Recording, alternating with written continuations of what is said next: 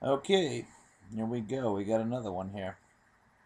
Today's video is one I've been thinking about making for a while, and that is about uh, optimism versus pessimism. Now, in general, maybe it's better for mental health to be an optimist. I always thought for a while, well, if you're pessimistic, then if things turn out even mediocre, it's better than what you think it's going to be, which is terrible. So when you actually get there in the end, it's not so bad. But I think the popular idea is that if you're optimistic, you're more likely to make the things happen that you want to see happen. Now that's fine, I'm not going to say that being a pessimist is a better way to live your life. I don't believe that. But there is a situation here where I think people, powerful people, or the dominant paradigm, uses optimism as a way to allay fears, significant and legitimate fears about the direction we're all headed in. You know, I might say, well, everything needs to change. We need to remove powerful people from their positions of power before humanity finds itself on a sustainable track. And to that, people will say, oh, you're just being negative, you think the whole world's going to end, and, you really shouldn't be so concerned, and don't worry about that. Just do what you can do, do the little things, volunteer and recycle, and the reason why they tell you to do these little things is it's a nice cover. It's a nice cover. Oh, yeah, it's just being optimistic if you go and do the little things in the world. But the reality of the matter is they tell you to do those little things because they know that you doing those little things will not amount to a real threat to their power. Now, if I were to say, I'm optimistic that I can, um, yeah, I'm optimistic that I can kidnap and, extradite the people that are criminals, that are responsible for. If I could kidnap and disappear the heads of oil companies, I'm optimistic that I can do that. If I said that, I'm optimistic that I can do that. I can get rid of the heads of the oil companies, replace them with people who actually care about the amount of carbon dioxide in the atmosphere, and actually believe that we're endangering our future well-being, perhaps our existence. Then suddenly people wouldn't be so supportive of your optimism. If your optimism revolves around, um, you know, displacing people in positions of power, then I doubt people are going to be so rah-rah optimism anymore. I think at that point they're going to say, well, how can we work on getting this guy into jail so that he can't really threaten us anymore with this kind of language? So that's all I'm saying is, there's a certain kind of optimism that's prescribed. It's the kind of optimism that says, oh, work out, be healthy, and, save, work hard at your job and you'll move up the ladder, and um, you'll get that promotion, you'll eventually, you can own your own company, this and that, but it's all that optimism is, sort of couched in that idea of, oh, well, be optimistic about succeeding in a capitalistic sense.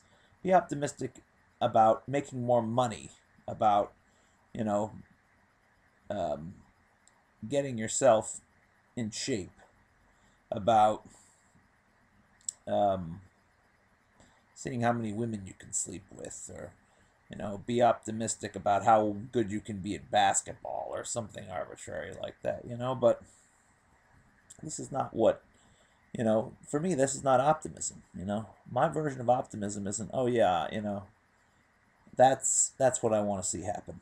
I want to see myself get a high paying job.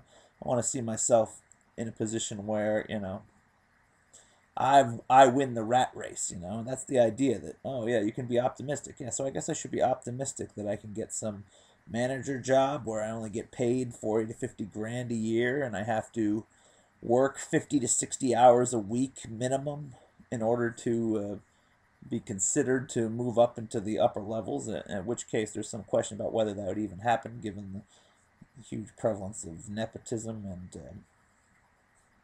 and the good old boys network that really is the thing that is responsible for a lot of those jobs. But, you know, they'll keep they put that carrot, that pull yourself up by your bootstraps carrot out there, um, so that you know, so that, you know, the real reason for your pessimism is kind of buried under this idea that, oh, well, you're just not doing enough for yourself. You know, you're not trying hard enough for yourself in our pre-existing capitalist paradigm. There's only one way you can make your life better. There's only one way you can improve, and that's to do what we do. You know, be like us. Figure out ways to manipulate other people and to overutilize the world's resources and to put yourself on top of the pyramid. And that's not really the answer, you know. That's not the answer for me. That's not going to make me happy. If I'm a CEO, I own my own company, that's not what, you know, that's not what I want to see happen, you know. That isn't going to be fulfilling to me. If I'm in shape, you know, does it matter? It matters a little bit. Is that going to make me happy? No. You know, whether or not I'm in shape doesn't change the fact that we're facing 2 degrees in climate change minimum, more like 6 based on the current 6 degrees in climate change based on the current path we're on, which lead to worldwide devastation.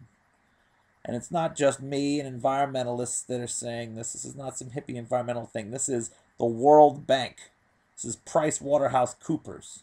This is the largest number of climate scientists the world has to offer.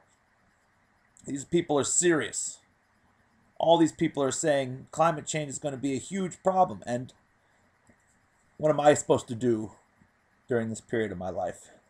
Be like, oh, well, you know, too bad that we're running ourselves into the ground, but at least I can be optimistic that I can get my own life together and help to contribute to the, you know, to the pollution. You know, I'll do everything I can to be productive so that our steamroller economic society can just keep pumping out the crap and turning more things into waste just like they want. That's not real optimism.